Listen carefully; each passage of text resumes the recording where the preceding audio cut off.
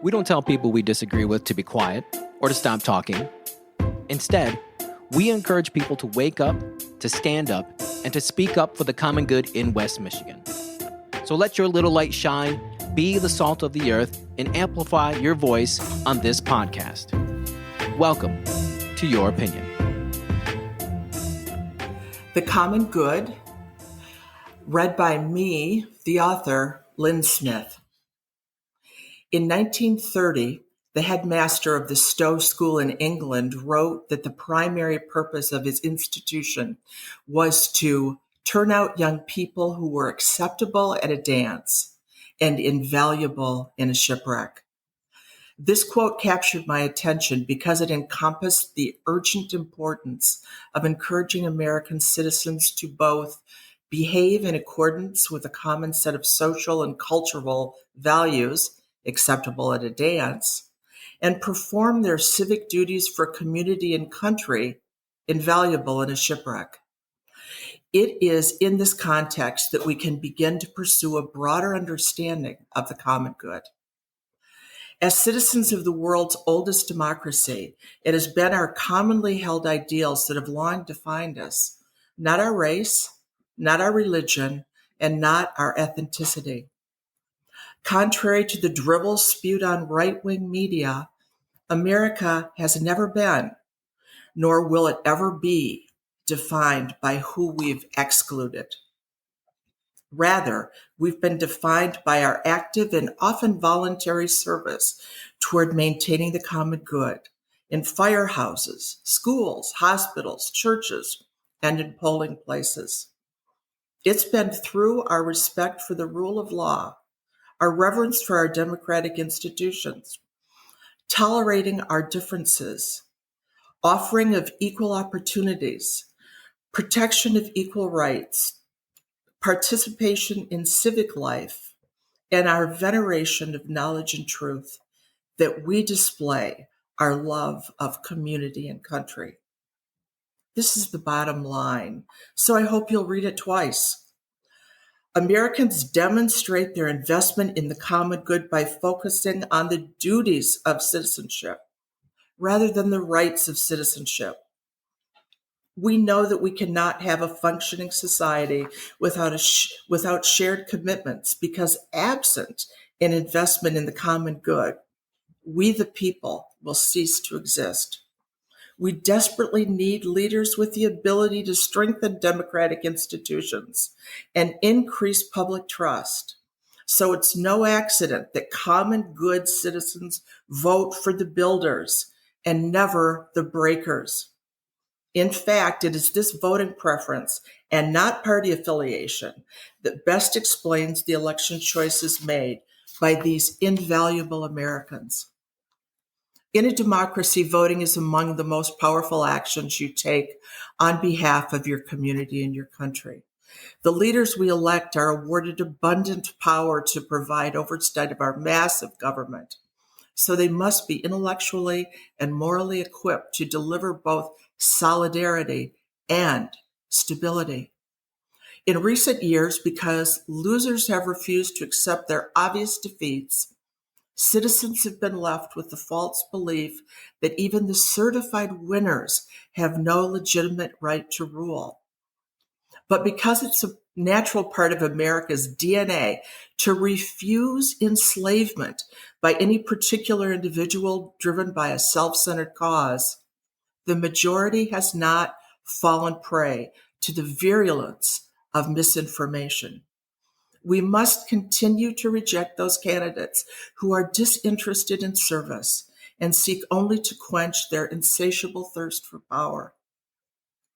On a fateful day in January, as we witnessed our peaceful transfer of power being replaced by gallows constructed to hang a constitutionally adherent vice president, we knew that the common good had hit a merciless shoal. And because one party has completely abdicated the constitutional duties they swore to uphold, it's only the tireless participation of an informed and determined citizenry that will prevent this shipwreck from becoming catastrophic. Thankfully, in our social lives, at the dance, Americans are more than acceptable. They are as kind and generous as ever. We support the common good during health emergencies, during natural disasters, and through our donations and volunteerism. We shovel our neighbors' walks, pick up their kids from school, and deliver spaghetti casseroles when they're ill. We've opened our hearts to those who are not like us, and in doing so have become a more inclusive and welcoming society than we were even a generation ago.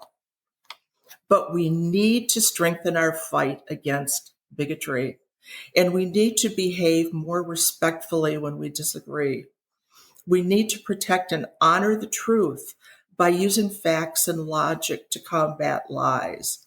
And on a daily basis, we need to refocus on the acts of compassion that rarely make headlines, but constitute much of our daily lives together. It's not bad luck that we're living through the greatest threat to American democracy since the Civil War.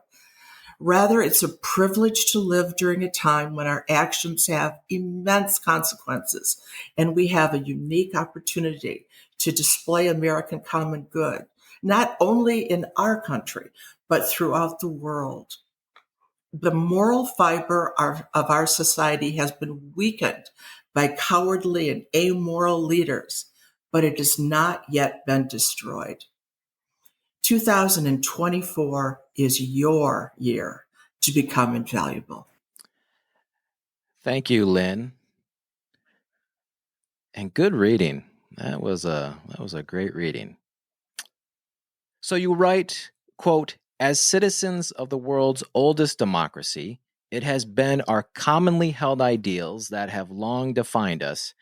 We've been defined by our active and often voluntary service toward maintaining the common good, and that through acts of common good, we display our love of community and country.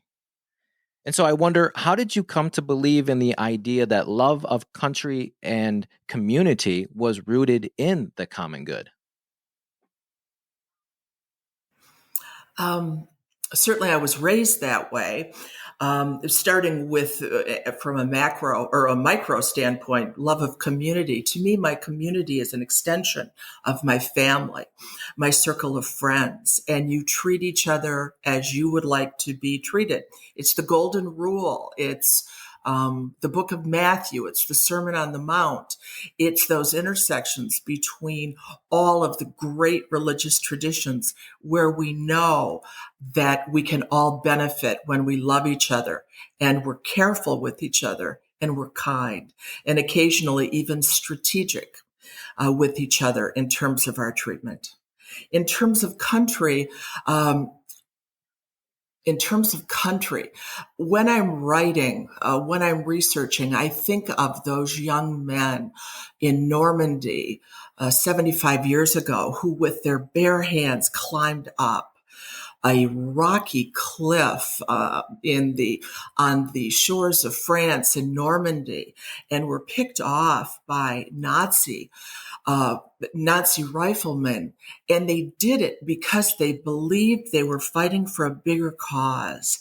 And that sustains me. My father and my father-in-law, like so many of my relatives, fought in World War II, and they were certain that they were making a contribution that would benefit generations of not only Americans, but people around the world. And I think of their commitment every day. And for me to write a column is minuscule in comparison, but it's something that I can do. You make a point of emphasis in an opening paragraph.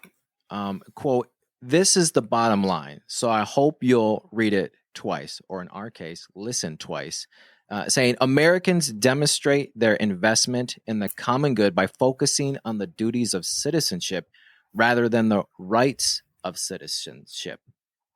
Why did you want to stress upon duties of citizenship rather than rights of citizenship? Well, again, it goes back to 75 years ago, where much of the world was engaged in sacrifice. In sacrifice. They were rationing things like we did in our country. American citizens were handed out a sugar book, which contained coupons for various sundry items like sugar, but also like rubber, like gasoline, like women's pantyhose, made at that time from nylon, all things that the war effort needed. And they believed strongly it was their duty to pitch in. Now it seems 75 years later, we have forgotten that kind of sacrifice, that kind of collective duty. And we think more in terms of me than we do of we. I think the world would be a better place. Certainly our country would be if we focused more on we. Elsewhere, you write, in a democracy, voting is among the most powerful actions you take on behalf of your community and your country. The leaders we elect are awarded abundant power to provide oversight of our massive government, so they must be intellectually and morally equipped to deliver both solidarity and stability. We must continue to reject those candidates who are disinterested in service and seek only to quench their insatiable thirst for power. How would you encourage a voter to be more involved in this democratic process? Firstly, voting is a magnificent honor. It's the day that we are all equal. We all have the same opportunity. It doesn't matter if you're Bill Gates or Joe Biden or Lynn Smith or an 18-year-old in college. We all have an equal amount of power in voting. And I love the thought of that. It's truly a level playing field. And I don't know why anybody would pass on that amazing opportunity to join a level playing field of voters. Having said that, in a democracy, we are uniquely able to elect our leaders. This is such a privilege to be able to look at not personality. We shouldn't be focusing on personality. We should be focusing on policy. In fact, I often recommend that people set aside photos, even names, and just look at policy positions and start to look at it in a new way and say, wow, this is a policy I really believe in. I feel strongly it would benefit our country. And then after you've decided your preferred policy positions, then you pick the candidate that best matches your values.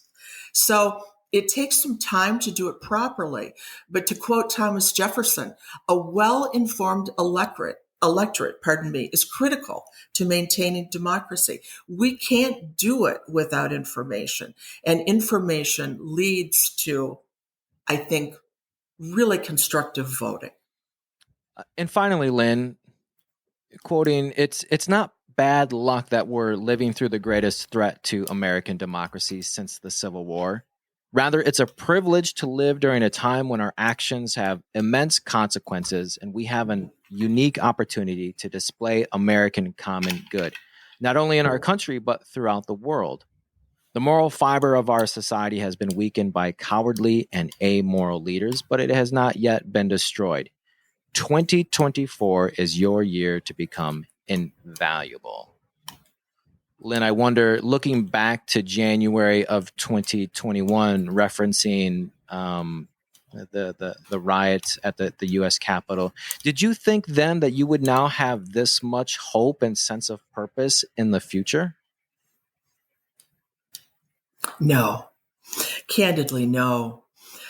When I wrote about that day being a shipwreck, and knowing that we were going to have to become invaluable citizens.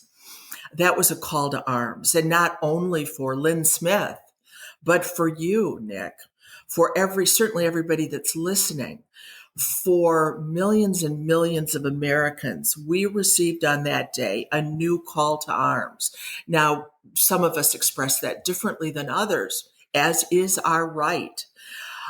But I have learned so much in the last 3 years. I've watched so much and tried to become more informed. So hopefully I've developed a broader perspective. And I like challenge. I like the idea that people will be reading about this time in 75 years, like we're reading about the greatest generation now. In World War II, people will be reading about us, Nick, you and me, and again, millions of others, and the way we behaved during this time. And I like the challenge of that. And I like joining arms with millions of other Americans that share our intentions. Thank you so much, Lynn Smith, for writing and reading this piece to our listeners. It was my pleasure, Nick. Thank you for inviting me.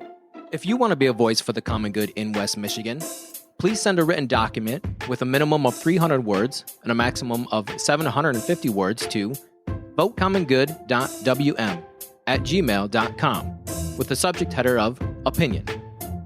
Writers must state clear opinions or points of view and support them in their submissions. We reserve the right to edit or reject any piece if the writer fails to do so.